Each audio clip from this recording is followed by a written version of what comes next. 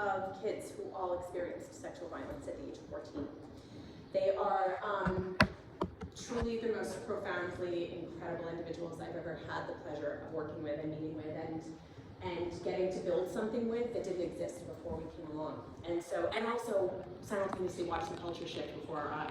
I like to think we have a little bit of something to do with that. But just to give you a little context, and also before we get going, I say this all the time, this is a hard topic. If you need to take a breath, it's hard for me, it's hard for everyone. We all bring our own experiences and the friends and experiences of our friends and loved ones that may have been impacted by some of these issues. So if you need to take a breath, please do, and please don't hesitate to talk to me afterward, or just do what you need to do to feel comfortable in talking about these things. And also chime in. I love that, please give me all the heckling, I'm here for it. But to give you a little context of just kind of where I got started in the work. It was about 28 years ago that I, as a very young activist, wasn't actually, I was just a kid and living in New York City and willing to work for free. And I met, speaking of Google searches, there was no Google back then, but if you Google search me, you will find out that back then I helped to co-found an organization that became a global movement to end violence against women and girls. It was called SafeBAE. I oversaw all the benefit productions of the vagina monologues on the planet for 18 years. Did anybody see one? Did anybody perform in one? Oh my God, that's so rare. So everybody's like in college. So if we're looking at how SafeBAE started, when we disbanded the staffing infrastructure at V-Day, I immediately came to the team and said, I want to do this work in middle schools and high schools. I want to degender it, and I want to have conversations that we're not having younger, because we were doing all this work on college campuses. It was so revolutionary, and I was like, can't be done unless we start in middle schools and high schools. And everybody went, you're crazy. And I went, obviously. And so that's where we started. V-Day gave us the seed money to start SafeBAE, but I was like, can't come from me. Nobody needs to hear this message from another middle-aged white lady. It has to come from kids.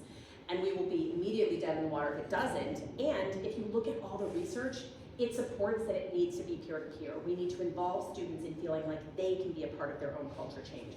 So that's a really long way of saying that's how we got started.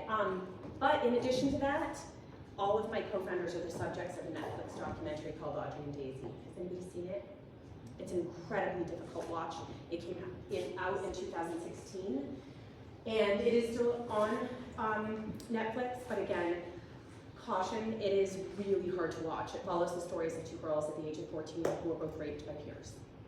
And the aftermath, the backlash, their schools feel it's a lot, but it also shows you the origin story of our organizations, because all the kids that are babies in that, who are not anymore, who I get so emotional talking about, were part of this opportunity to tell their story, but then galvanize that story into something where, before anyone else means, we wanted to do this work before what happened to them could happen to other kids. Do the work with the kids, do the work with the parents and the schools to make sure that we're making that impact change. So that's really where we got started. We utilized the film to sort of build audience awareness and have opportunities to start talking about these issues.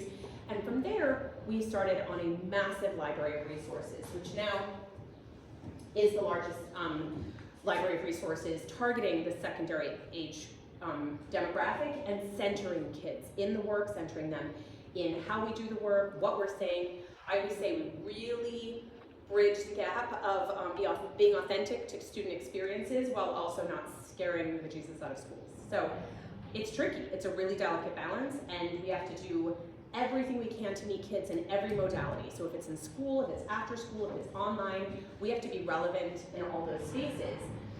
But when we look at the work we're doing with schools, this is going to give you this overview. We didn't do this with kids, but I want you all to understand that whole school approach that Maggie sort of touched on is we have to engage everybody in school settings as stakeholders in this work in order to really change the work and the way it's been done.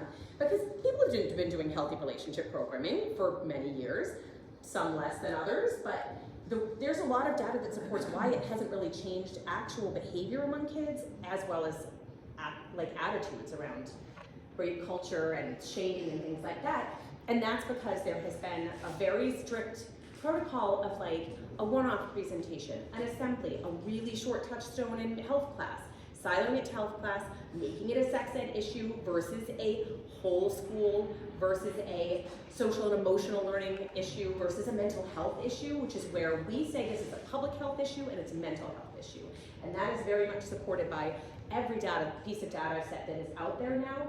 This past year, I think it was in 2023 was the first year that the CDC ever took their youth risk behavior survey, and they had started collecting data on experiences of sexual violence as well as suicidal ideation, but it's the first time they've ever connected the two. They said, we are sounding the alarm that there are elevated reporting of suicidal ideation among teen girls and elevated rates of sexual violence among teen girls, and they are connected.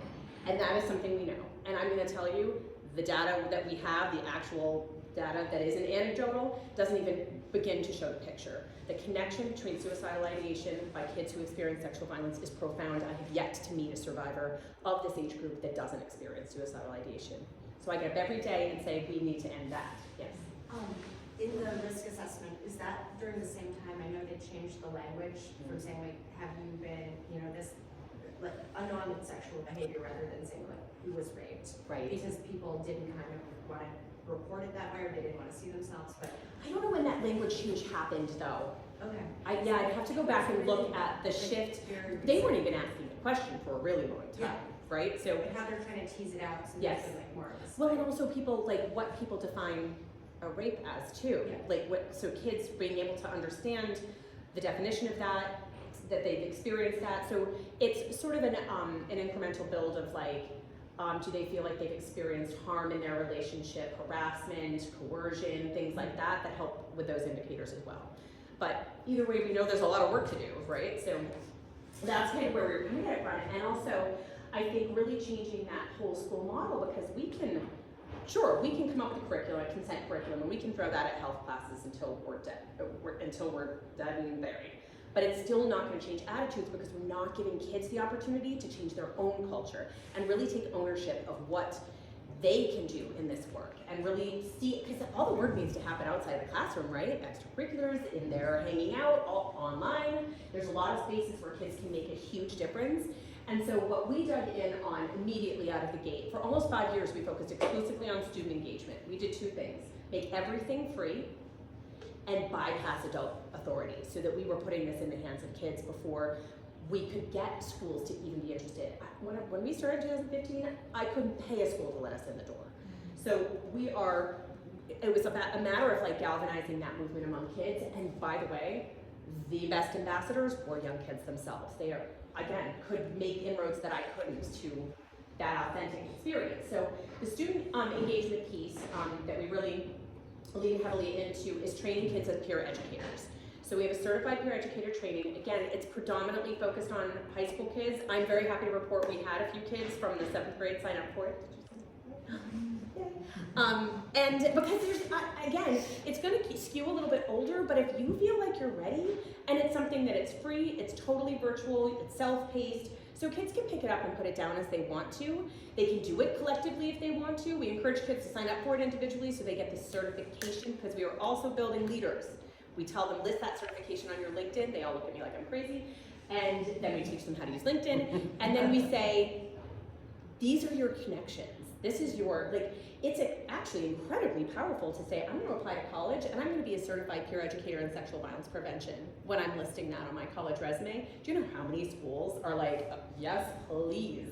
So I would say, it doesn't matter to me why you take the training, if it's just that resume pad, because you're going to learn a ton. And so leading into that, we had zero marketing budget. We launched it in 2020. We are at over 2,000 students in 45 states with no marketing budget. Kids want this information and they like getting it and they're interested. I want to let you to speak to it if you want to. Maybe not now. But, just thinking about what you've gotten out of it so far. But so then also a club model where kids can, I always say, don't start a sexual violence prevention club in school. Nobody's coming to that. That does not sound like a super fun way to spend after school, right? So integrate it into an existing sort of leadership model thing that's already happening in school. If it's a natural helpers club, we go to the student National Honor Society annual conference every year to really promote it among National Honor Society students. They're leading student government. Those are already school leaders. Integrate healthy relationship programming into your school government mandates and the things that you're doing. It doesn't have to be a separate thing. And if we don't silo it into this separate thing, we are going to get a broader diversity of gender representation in that audience. And that's something I call accidental activism. Kids who are like, this isn't my issue. I don't really feel like this is something I can make a change, and then they're like, wait, what? And then they're all of a sudden realize that they actually have an incredible opportunity and platform as leaders in their school, regardless of their gender identity, regardless of their personal experience, because they know somebody who's experienced harassment, coercion, and unhealthy relationships. So that's where, really pulling kids into that leadership model, because once we train them as peer educators, we really encourage the schools that they work with to give them those opportunities during an advisory period, during any opportunity that a school can figure out that can give them the moment to stand up and talk about consent, stand up and talk about bystander intervention, because they're going to process their peers are going to process the information 10 times better if they're delivering it than if adults are. But in the whole school model, saying we're going to then pair that with curriculum delivered by adults, because it needs to be multiple messengers. It's going to hit very different coming from an adult than it is from a child, but more messengers the better. And it's going to hit really different over the years that they're getting it. If we're just going into that one-time thing, we're missing that mark. You are going to process information very differently in your freshman year than you are in your senior year, 7th grade versus high school. It's going to hit very different because you're going to have seen different things along the way. So we need to make sure we have multiple messengers and messages. And so that's where we really want to work on that faculty and staff training. So we're doing a train the trainer too. We're talking about how and where do you see this fit into your lesson plans as they exist. We're not trying to throw everything out here. I love to use the example of, say there's a literature class and you're reading Scarlet Letter. We so rarely take the opportunity to dig in with Scarlet Letter to say, power imbalance. How does power imbalance play into that entire story? How does slut shaming, how does rape culture all play into that story? That's oftentimes not what's happening and when we're sort of dissecting that book. So where are other opportunities? Maybe in a history class, but also obviously health class, advisory periods. I'm going to leave it to the faculty to kind of reflect on what some of our opportunities, our lessons are. There's 16 lessons in both the peer educator training and the curriculum, and they mirror each other. And where can we all fit this in, and where does it fit in the school? So that's what we're really tasking schools with. And on the other side of it, just to exhaust you, we also do policy reform. There are very few schools in this country that have a very specific sexual misconduct policy. And the ones that do, and that's just because we're listening to lawyers, they're not thinking about it, or they're embedding it quietly and into a harassment policy or a bullying policy. Because, and school administrators are just deferring to lawyers who are not necessarily trauma informed. So in order to just kind of lift all those boats, we're like, there's a better way to do it. There are actually really good resources to say, and that we've created, to say this is what you should be reflecting on when you're thinking about a sexual misconduct policy. And more importantly, how do people know where that policy is? Do they understand it? Do kids understand it? Is it in language they understand? And so one of the things with partner schools where we've done a full embedding of our programming is to create posters. So we'll say it's a healthy relationship poster, and on the bottom there's a QR code, and the QR code scans to go to whoever the school deems to be the person that would be reporting to. And then there's just a line that says, if you or a friend is experiencing abuse, scan this code and you know where to go. So you know what your policy is. It's going to scan to go to where that information is easily found, because that's what closes the gap between somebody experiencing something or witnessing it or seeing a friend that's experienced something and knowing how to get access to healing. We need to close those gaps, because the number one person a kid's going to report to is a friend. So we need to train friends as first responders to be like, that doesn't sound okay. My favorite teacher is Miss Maggie. We need to go talk to her about this. And that's where we make sure they get their access to adults that know how to report this information and where to access healing and investigation. And when it comes to investigations, and I promise this is the last piece of our whole school puzzle, we've really been working on restorative justice solutions for students who have been accused or found in violation of another student's bodily autonomy. We have to be responsive to that. The vast majority of students who perpetrate are unwitting perpetrators. They think they are masters of consent and they are not. And we need to provide a road to redemption. We cannot be, as a society out here, punishing students who have violated consent when we've never taught them about consent properly in the first place. We have to provide redemption resources and a vehicle where they can take accountability, they can reflect on something that caused harm, they can understand that intent doesn't always match outcome, and they have a roadway back so that there is this opportunity where they can take accountability and they can learn from it, and we can immediately reduce the likelihood of recidivism. So we want to give those tools to schools so that there is that redemption. And I also think it's an incredible tool that kids can be using with their friends, because most of the time we see a friend group. One person in the friend group harms another person in the friend group, that friend group fractures, everybody says, oh, we believe this person, so this person is canceled, or we don't believe that person, so that person's gaslit. There's just this divisiveness that doesn't serve anyone. So if we provide them with a vehicle to say, I'm not the judge in this, I wasn't there, but clearly somebody experienced harm, and I care about that person that experienced harm, and as somebody who also cares about you, as somebody who may have caused that harm, reflect. Think about it. I can't decide for you where that pathway was or what may have been okay with another partner but wasn't okay with this partner. That's up to you to figure out. But I do know that you caused harm, and I want you to not cause harm again.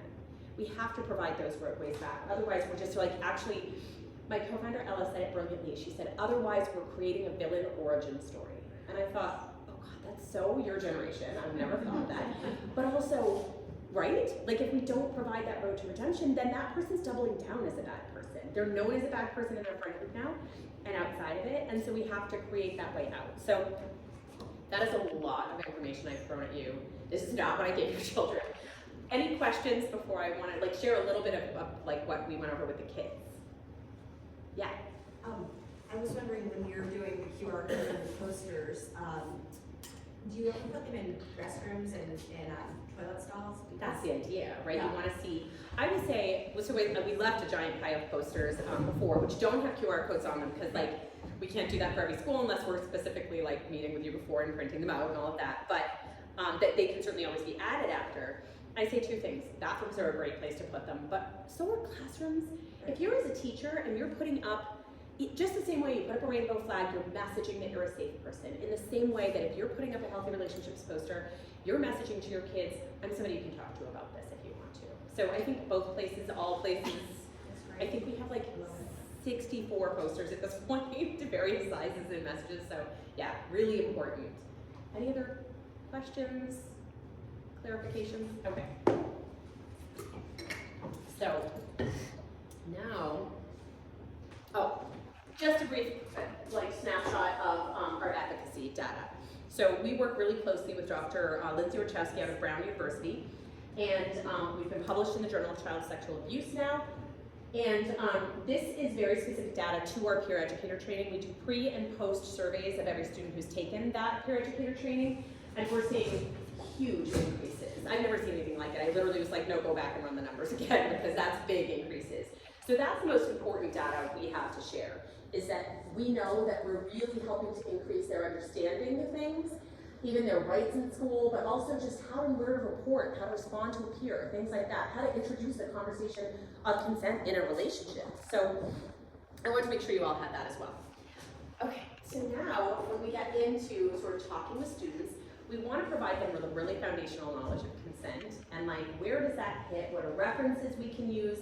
What are things that are going to make the most sense to them and feel authentic?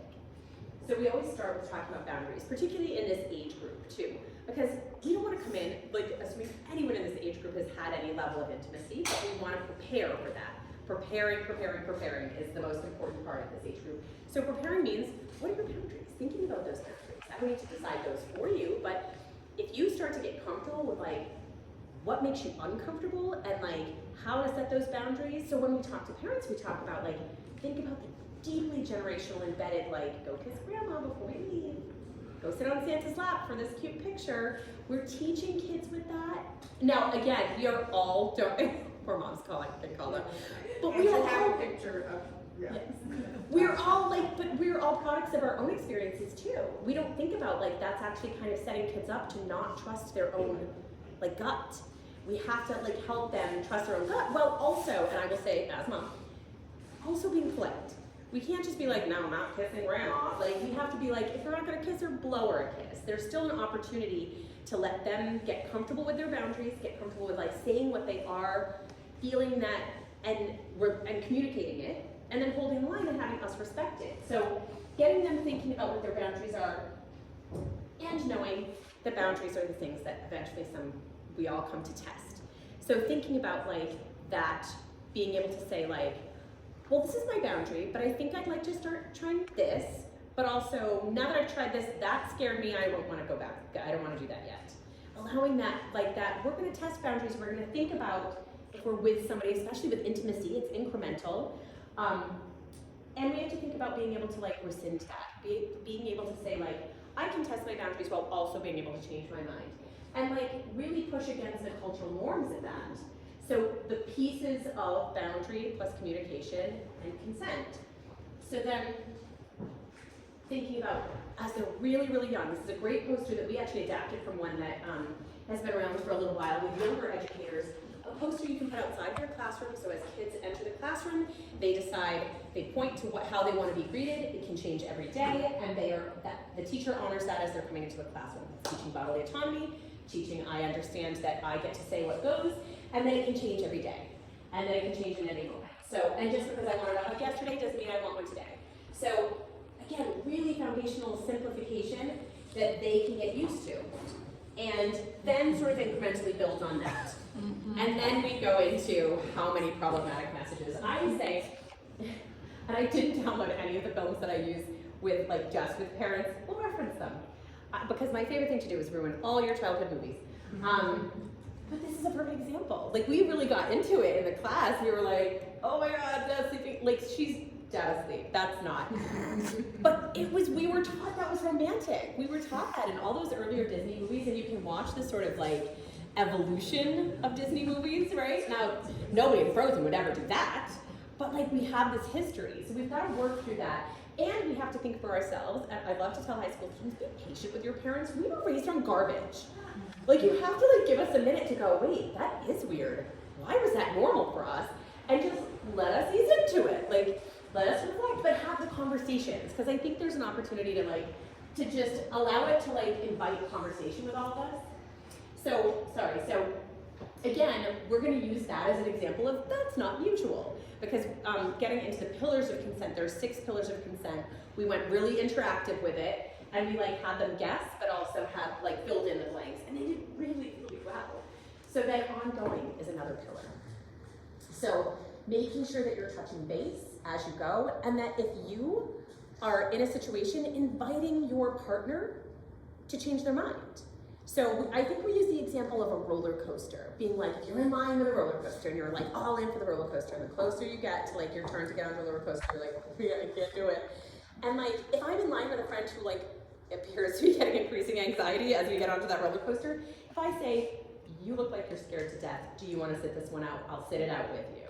And just inviting that moment for them to go, oh my God, I didn't feel like I could say that out loud, but yes, will you do that? Right? Because we want to invite that opportunity to say, and again, in intimacy, you can say I've never done this before, I'm nervous. Or you can be on the other side of that and say, you look a little nervous, let's go get some ice cream. And this isn't for today.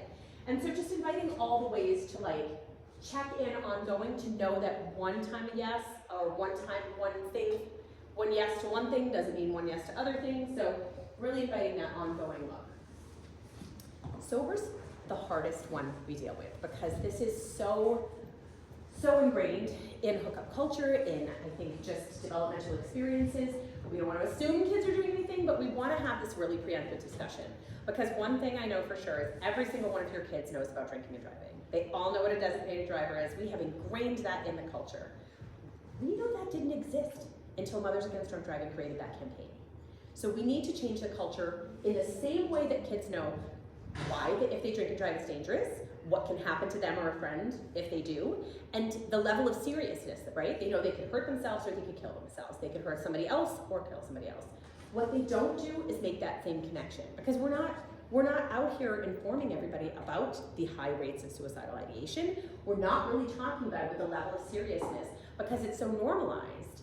And it's really normalized for people to use alcohol and drugs as a social lubricant. So if we start talking to kids before they ever get into those situations about saying, hey, if you're at a party in the future and your friend's really drunk and they're starting to get really flirty with people, take them home in the same way you would take their keys away from them if they were getting in a car.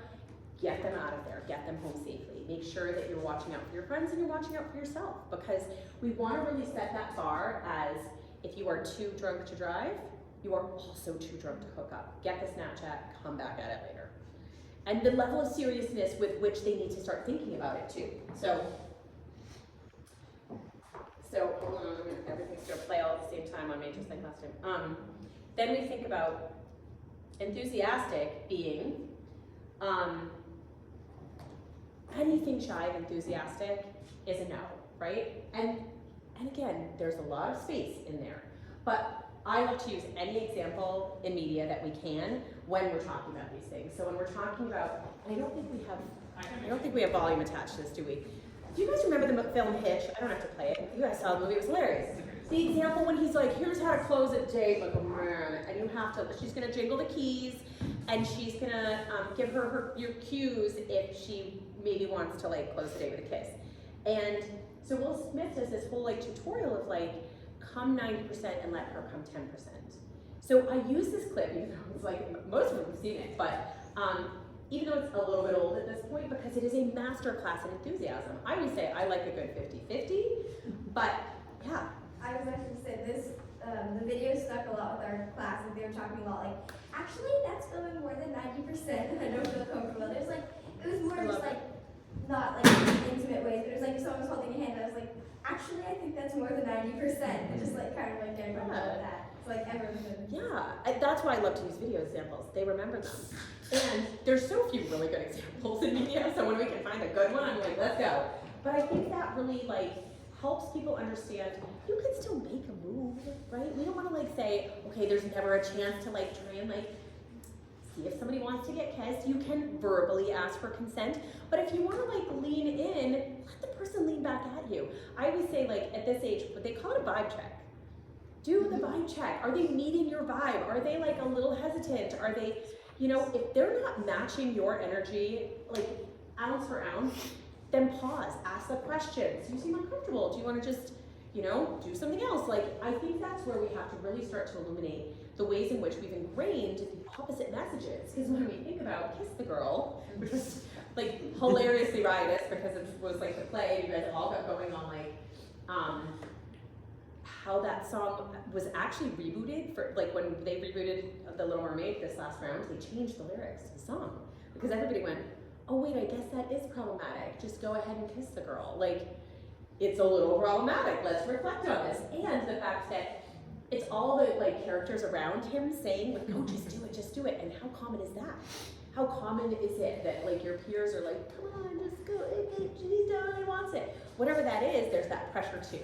So let's be reflective of all those little messages and how we can be more aware of that and just to overcome it, because if we're more aware, we can overcome. Questions? Thoughts? And then voluntary. Again, we love a Gaston moment because there's nothing voluntary about anything that happens with him ever. And yes, he's depicted a little problematic, but still, we need to like really dig into this and understand that just because somebody doesn't say no overtly, or if you have to ask multiple times, that's coercion, that's pressure. That's like getting somebody to do something that you want them to do, regardless of where they actually are in their comfort. And so just really making kids aware that pressuring somebody isn't any better than forcing them physically. It's just, you know, again, letting people come to their own boundaries, stick to those boundaries, be respectful of those boundaries. And I think really just kind of make sure that their behavior is reflective of any way in which they can make sure they're not causing harm. Yeah. Can I ask you a question? Sorry, this might be a contextual question. No. I don't have a seventh grader, so how is this presented? Was this presented in a mixed gendered environment? Mm-hmm. Was it multiple classes or one sitting or? It was one sitting, and then we did little breakouts afterward into classrooms, but it was, what's the space? It was like the little sunken classroom. Middle school GDB works really differently, I would say, than lower school in the sense that they meet as a full cohort group. So they met with SafeBAE, full 45 kids, and then they split by their advisories. So there's really intentional placement in their advisory program, and they're quite close with their advisors, and so their advisors were the ones that were doing the follow-up activity. So that's kind of the scope of what I was looking at. But in the different delivery was like, we let them guess. I was like, who knows what consent is? What are the pieces of consent? And they were all over the place, and then we really got to talk about some of these examples, and so I was saying just shy of a t-shirt cannon, because at that point, like anytime they were even guessing, we were giving out stickers, buttons, like t-shirts, whatever we had. Thrive Cosmetics is a sponsor, so I can get anybody to do anything for a lip liner. So it's great. So it really gets them excited too, because they're really motivated, and they were very concerned that they would make sure everybody got something. It was a big enormous bag. It was like, you're all getting something, sit down. But again, I want people to get excited and be able to like reflect on that and have their little consent queen and consent king stickers and their Queer's Heart consent stickers, because that's gonna be reminders for them. And anytime they can like be excited about being a part of their own culture change, we're here for it. So the last pillar of consent, revocable. Change your mind at any time for any reason. One of the things I did touch on that I forgot earlier is that when we're talking about consent, we also talk about power imbalance. If kids are different ages, we know that is a huge piece of things, that people date different ages all the time, and that there is a power imbalance there, innately, just because of age difference. But also sometimes the power imbalance is one person likes the other person more. One person's more popular, one person's more experienced, or rumored to be more experienced. That people can sometimes press their own boundaries, trying to seem cooler than they are or seem more experienced than they are, and to just be reflective of that and make sure that if for even a second you think you might hold power over somebody, to be responsive to that. If you think you hold the power, let the other person set the pace for how things are going. Be checking in, be making sure that their boundaries are really respected and safe. So again, ways in which they can really reflect on all the different nuances. There's a lot to it. So it's being able to do an early introduction and really contextualize consent inside and outside of intimacy was like a big part of what we wanted to concentrate on in 7th grade. But then just, I can't tell you, there were some really, really smart tapped in, I mean, you were one of them, tapped in kids that were like, you had really good questions, everybody had really good feedback, and I think everybody, aside from the excitement where they were jumping in, was really respectful of people's answers and thinking about things and being like really thoughtful of how we talked about the shoe game where you guys steal each other's shoe, because the faculty gave me that really good example. I wouldn't have known you guys do that. So, so getting kids talking about like, well, some kids really hate the shoe game and some really like it. So do they feel like they have to participate in it? Or do they say like, I didn't consent to that, stop taking my shoe? Has this been playing out? Oh, she was just saying I heard your shoe, I really don't. Yeah, it has. Yeah, like so now when somebody takes your shoe, you're like, I did not consent to that. See, these are the tools, like really keeping it simple for everybody so that they can then, as intimacy evolves, have that foundational piece where they can apply it. So, so that was really like the start with consent, coming back to all of the pieces, and then we jumped around topics a little bit because I really wanted to give them just like a little bit of a entry point to some of the ways we talk about healthy versus unhealthy. It's so important in this day and age to contextualize it as red flags and get kids thinking about healthy is relatively easy, but once you start to get into this space of problematic behavior that can sometimes go back and forth, I always say it's stackable. So like one thing you start to notice, maybe you're checking in with your friends being like, does that seem like they're a little controlling or a little weird? And then you start to just make sure you're watching, because that unhealthy into abusive is incremental, it's cumulative. It's like, okay, and I love to use two examples with kids these days. One is how many kids share their location with their parents because their parents want to know where they are and make sure they're safe. And then sometimes you do that with your friends, because you want to know where your friends are, you want to make sure they're safe. And sometimes you do that with partners. And then sometimes partners use that information to say, I don't want you there. I don't want you with those people without me. And they start to control based on something that started out maybe innocent enough, being like, I just want to know where you are and be together. And then it's problematic. And the other thing I really always want to get kids thinking about is, what are you doing on social media? are you telling somebody, and again, I don't think this plays out as much in the younger ages, but it starts to, is when you start to say, I don't want you to follow that person because it's disrespectful to me. I don't want you to like that person's outfit picture because you're disrespecting me. And that is 99.9% of the time female identified students with boys, right? And so there can be very problematic and controlling behavior in lots of different contexts. And we want to be able to make sure that people are able to call that out regardless, right? Because we're so culturalized through media to think, oh, well, the only person who can have problematic or abusive behavior are boys.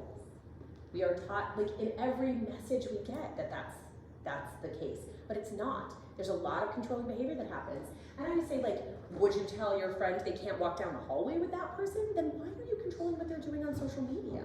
And maybe they are being disrespectful, but have that conversation. Don't try to be the person controlling. When you are talking about boundaries, boundaries apply only to your behavior. Your boundary is not like, oh, my boundary is that you can't hang out with those people. That's not a boundary for you. That's you controlling somebody else. So we need to be really careful with how we're mapping that out for people and get them to be self-reflective about, are they being problematic too? So again, making sure that we think about all these things, but also making sure that we're having conversations with our friends. I would say, if you think your relationship's a little questionable, ask your friends. They may not have said something yet, but they are watching and they know what they don't like. And so talk to them about, like, does this feel right to you? Does this feel like, because they're going to be more protective of you than even you are of yourself. But also, let's have these conversations with our kids before we're there. Is there a film you've watched with them or a TV show you've watched with them where you can use that as conversation starters? Right? My kids did 99% of their talking in the car and the rear view mirror. God help me that I survived that, because I don't know how I catch driving safely. They would bring up these topics and we'd be talking, but take any moment you can to be as reflective as you can and have those conversations. I think there was, now again, I'm 18 and I just had my daughter turned 21 yesterday. I'm still processing that information. But there was a real peak moment where they were all watching Euphoria. And I thought, oh my God, how am I gonna have these conversations? But if they were watching it, I wanted, like, because I didn't even have whatever channel, they were like having watch parties, and I was like, okay, they're gonna see this whether I want them to see it or not, so we gotta have really concrete conversations about the deeply problematic things that are happening in the show, because they are all over it. And so if you know that type of thing is happening, like, what is their new favorite show? God knows that it's not as all cute as One Tree Hill, you know, there's a lot of really, like, creepy stuff, like, out there that's targeting kids. Some of it's good, and some of it's really questionable. So take any opportunity we can to have conversations with them about what they're watching. So then we jumped to a few different facts that I wanted to really make sure we drove home at a young age. It is so pervasive that people think false reporting is real, and it is such a low stat. So we really need to, like, try and drive home that there's a lot of reasons that somebody maybe said something and then retracted it. Right? Because of the response they got, because they didn't feel safe. And even the false reporting data that's out there, as is collected by police departments, sometimes false reporting is a matter of they came into the police department, they were reporting, and that process was really traumatizing for them, so they retracted. And sometimes that'll get listed as a false report, even though it's not. It's just a decision to not move forward with an investigation. So we wanted to dispel that myth, as well as stranger myth. This is the biggest issue we have to overcome. Every media outlet is reflecting that the only kind of rape or sexual assault is by strangers, when it is very much not. So we need to, I can't tell you how many DMs we get on our Instagram that are, does this count? Is this real rape? Because I go to school then, that's not a rapist. A rapist is a stranger that jumps out of the bushes and hits me over the head and it's violent, and so they don't have a concept of, like, how to think about, this is actually somebody we know, and maybe it's because they have very bad information, maybe it's because they actively set out to do harm, but let's look at all of the really honest look at, like, it's not just a stranger, it's not just a monster, it's somebody who maybe has bad information, but maybe also you've known since you were growing up. So I think the more we can start to dispel those myths, and then also making sure that people understand that it is not just female identified people that get assaulted. That there are risks in a lot of different ways, but also there's particularly when we're talking to young people, we want to make sure that we understand all of the different, their boundaries and consent, especially when we're talking about if there's potentially a risk from an adult. So by doing this work, we're protecting kids from peer to peer, as well as adult to child perpetration. So there's a lot of really important layers to it, but we want to make sure that they understand that it's not just this girl's issue. Girls have to solve it, it's only happening to girls, trying to degender the conversation and have everybody want to be a part of change. Because we can't just be out here leaving it all to girls. To everyone's shock that I've ever met, I'm not a survivor. Even though I have been doing this work for as long as I have, and everybody's like, oh my gosh, I always just kind of assumed that survivors were doing this work. If we're leaving only survivors to do this work, that's not fair. We're not asking cancer patients to cure cancer. We need to all be a part of change and culture shifts. So again, dispelling all myths as we go. So then when getting back to talking about how to prepare kids as first responders to their friends. So I would say, it seems really hard, like if somebody's telling you something that's really like scary information and you're like so upset and you want to protect your friend, it's hard to know what to say, but there is a very right answer. And I'm going to say this to everyone, regardless if it's children or adults or anyone, is that if somebody comes and discloses something like that to you, the right answer is, or the right thing to say is, I'm so sorry that happened to you. I'm so glad you feel safe to talk to me about it, and how can I help? Because the number one thing that I think is an obstacle for parents is we want to solve that. We want to immediately jump into action. I know I do, but we need to respect the autonomy of somebody's experience to say something really harmful happened to you that removed your bodily autonomy.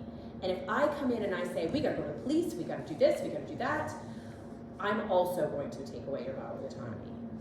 But we want to keep kids safe. We want to make sure we're making the right action. So start with like, I'm sorry, I'm glad you feel safe, and how can I help? And then make sure you have the information about those next steps. But I will say, caveat being safety, right? If we know that there's self-harm or a risk of more harm happening, we have to make sure that we're stepping in that. But other than that, we want to make sure that we're like guiding, but not demanding into what's next. It's really hard to navigate, and I can't say enough that particularly as parents, it's very, very hard to navigate, but I think making sure that you do your absolute best to help your child come to their, or friend of a child, you know, anytime that there's an experience like that, we want to jump into action, just to help them feel like they have the driver's seat, even though they don't. I used to say all the time, like, when my kids were little, I knew I needed to get them out the door, so I gave the illusion of autonomy by saying, would you like to wear these shoes or these shoes?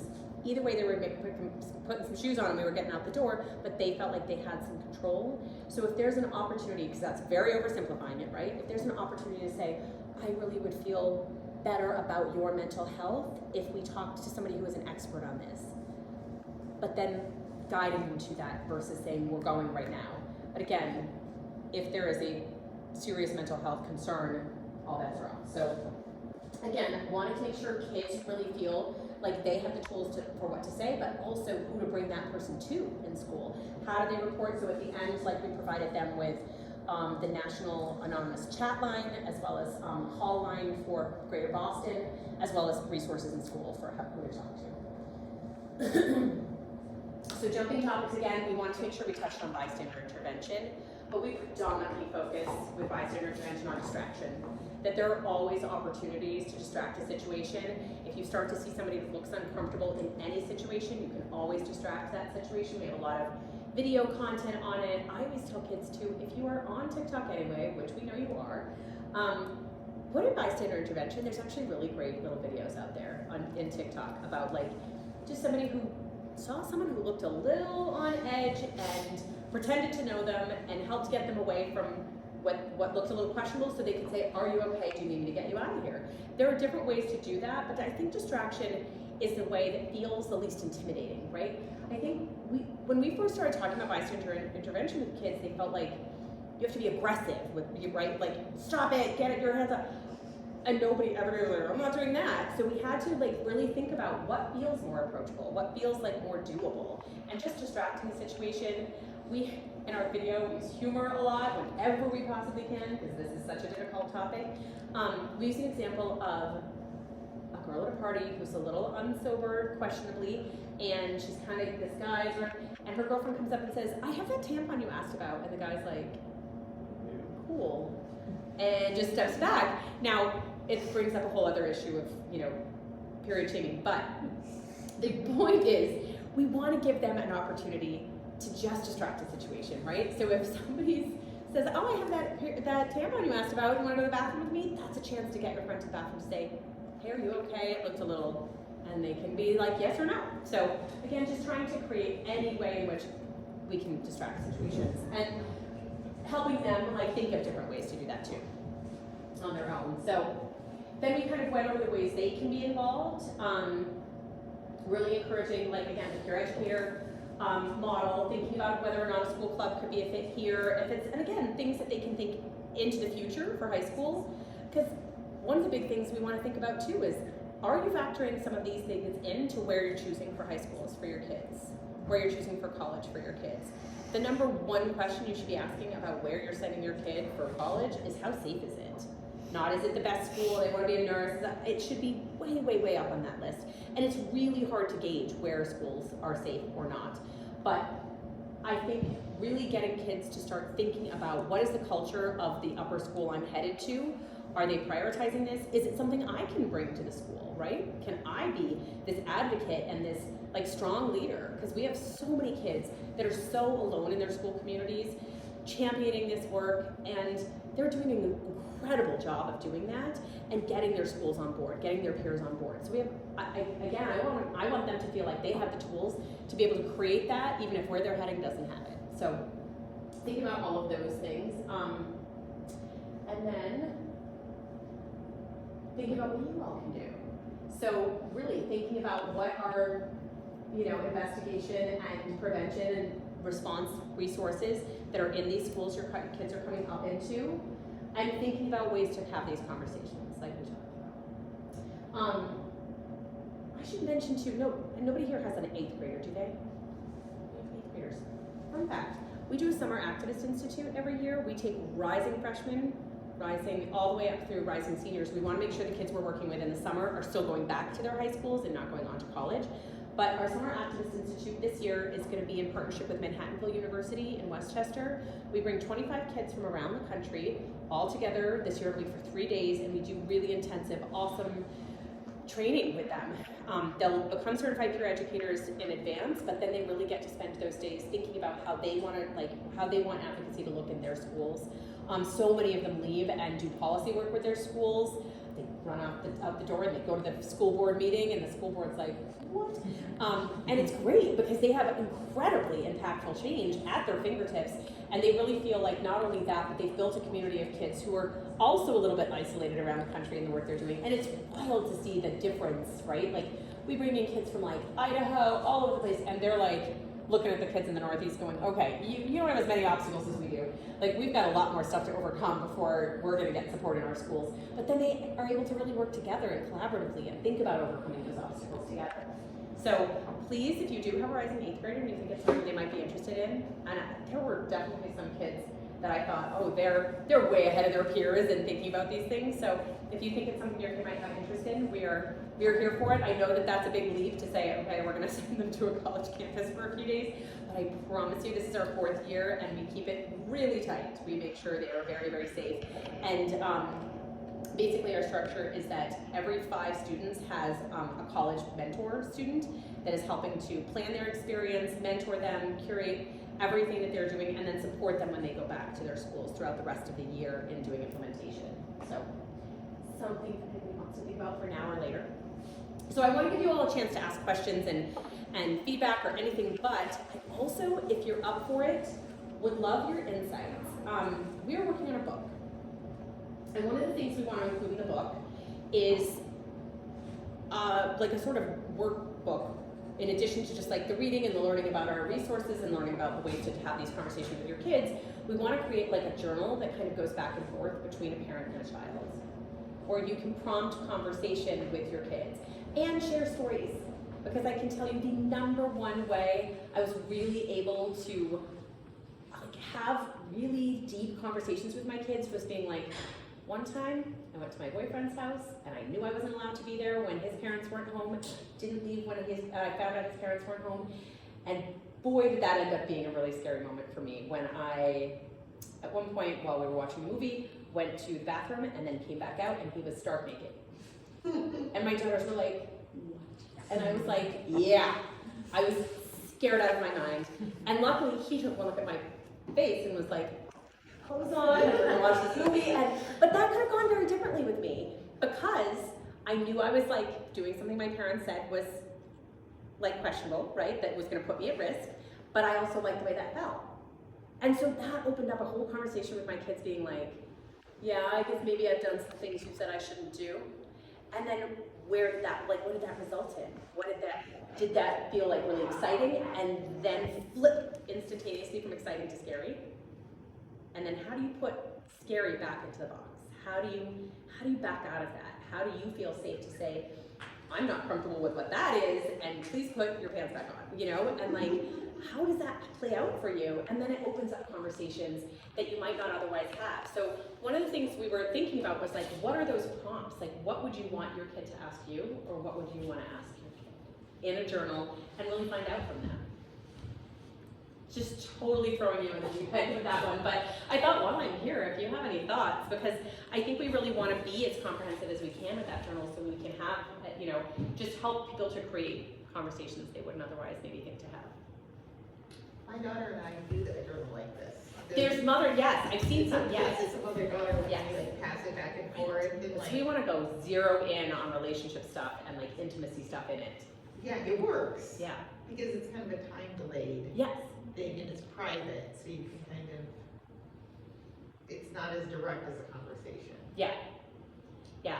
And I think I'm more inclined to be vulnerable to maybe share something I wouldn't otherwise if there's a little bit of a delay, or if I feel like, okay, well I have to do the prompt. Yeah. You have a question? Yeah, and I'm gonna apologize in advance because I have to run out after we answer. Totally fine. It's not necessarily an activity that's as linear as what you're talking about, but my wife, who many people here know who couldn't be here tonight, does this amazing thing where she'll watch some of her favorite movies from the 90s, the 80s and 90s, and like Point out all the problems. exactly.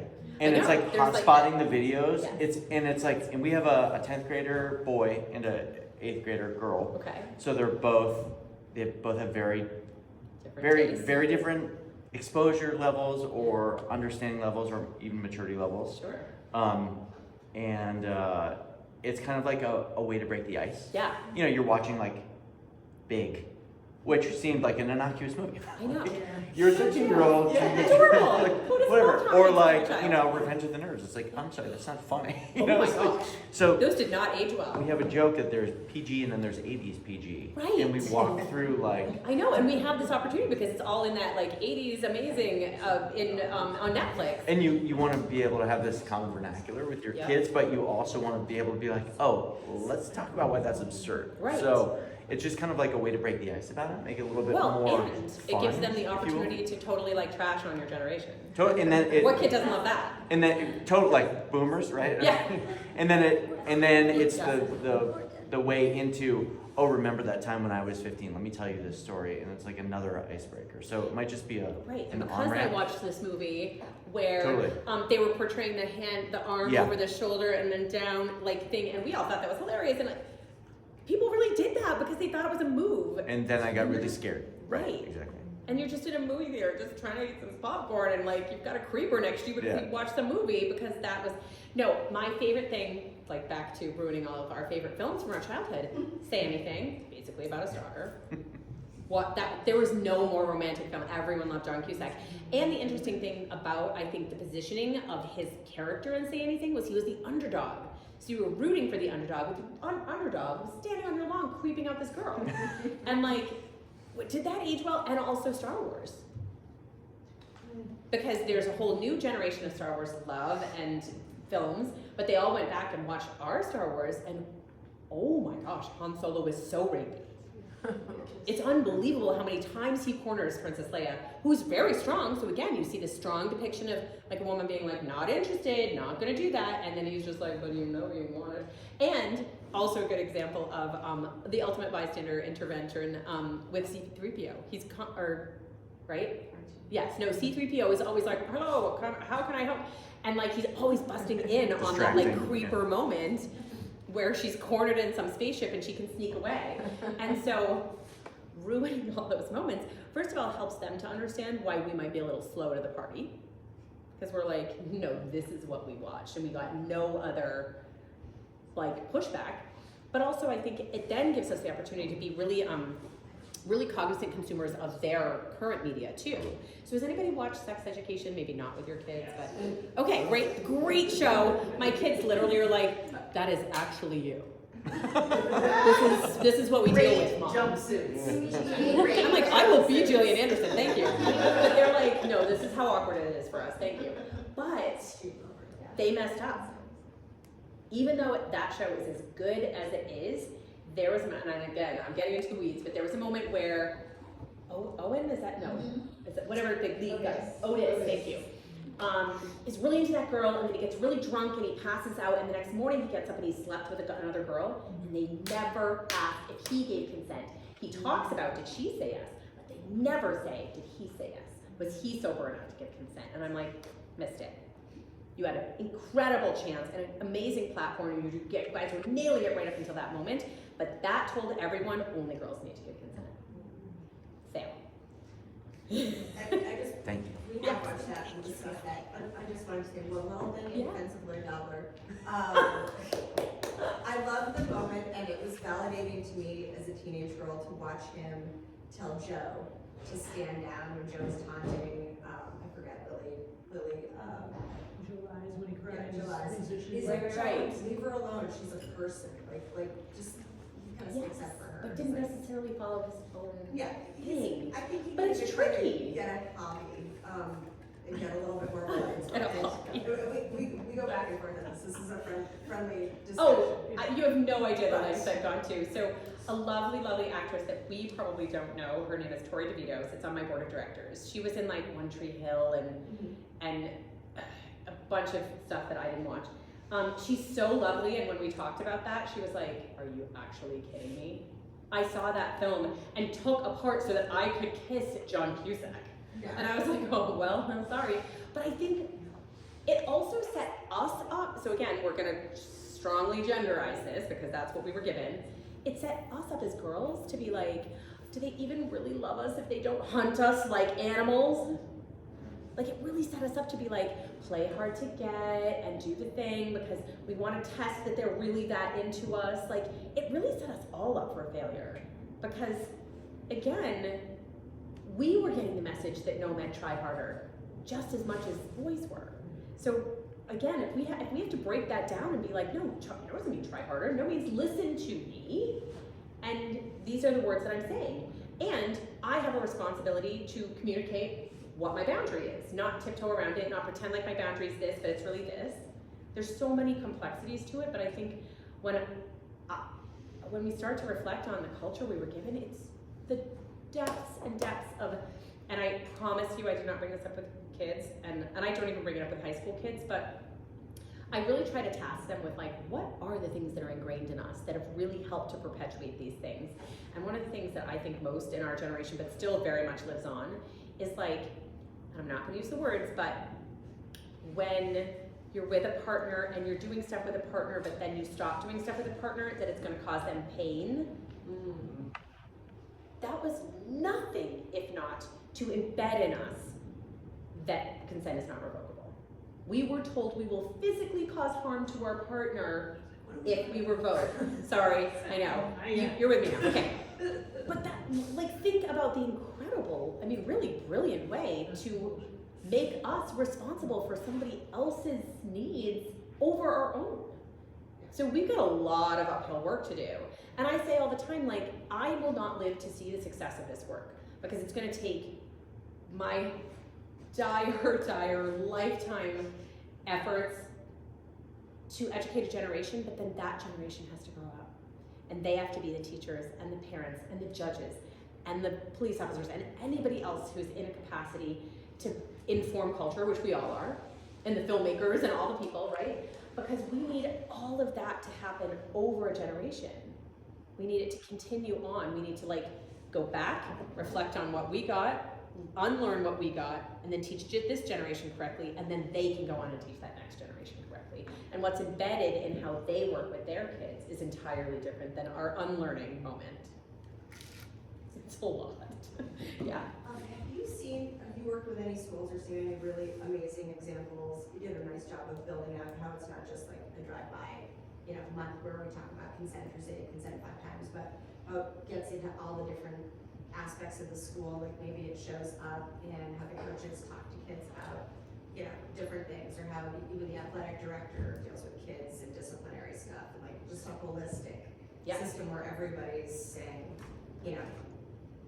we need to be at our best if we're going to be representing the school and participating and influencing other people. Like any great examples of that? Yeah, I mean, I think, so the places we've gotten to do that have all been grant provided. So schools do not have the financial resources for the most part to really do a whole school approach.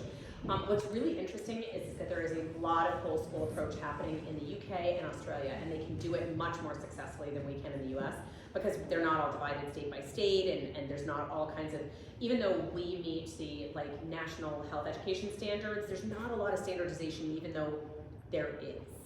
Everybody's doing things. In every school I've ever been in high school, one health teacher teaches something entirely different than another health teacher. It's madness. It's the Wild West. So I think when we're looking at the schools where we've had grants to do pilots and implementation of our whole school approach, yeah, we're seeing huge lifts in all the ways in which we're able to say, like, we all have a part in this, so let's think about what yours is. Tell me what yours is. Again, if you're a coach. I think what's been interesting is to see how that plays out in a greater community. I think my favorite example of that is going to be so obscure. South Kingstown, Rhode Island.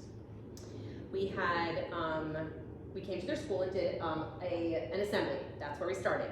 Because there's no such thing as like doors just flying open and they want to do everything all at once. We're creating a major change. So we have to start. And so they allowed us to do an assembly, and Tori actually was able to come to that school with me. So we were off to the races. Every kid was like, I want to be a part of the SafeBAE Club. They're there for their t-shirts and stickers and their picture with Tori. And then the kids that stuck with it and started the SafeBAE Club all got trained as certified peer educators. So they started doing little presentations during advisory periods.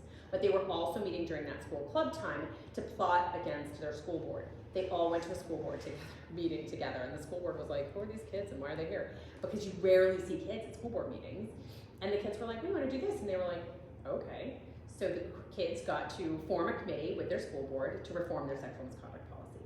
And then after that, so South Kingstown's where URI is, University of Rhode Island. So there's also this huge campus that deeply influences and embeds into that community where college kids are part of. There's a lot of back and forth ebb and flow with high school kids dating college kids.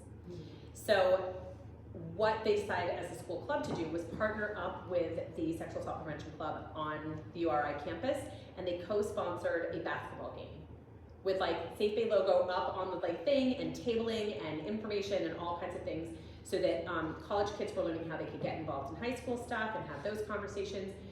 High school kids who oftentimes go to that university later too were learning about the ways in which they could do this work in colleges. Then, I swear to God, these kids, I was like, whoo, every time.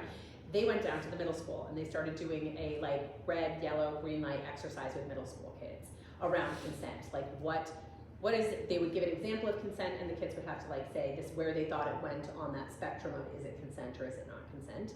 And then they really anticipated huge pushback. It's a relatively conservative community. It's pretty rural. And so they were like, we're never gonna get into the elementary schools, but we want in the elementary schools. So those brilliant little children said, they're never gonna let us in, but there's a reading program where the high school kids can go down and read books to elementary kids.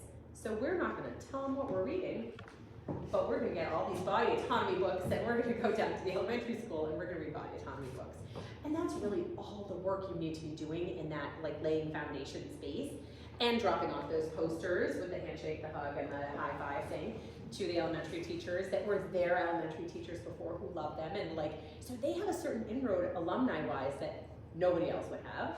So they got invited into all these spaces. They didn't raise any like major concerns among like the more conservative adults in town that might have said, no, you can't go down to the elementary school. Who was going to tell a bunch of high schoolers they couldn't go read books?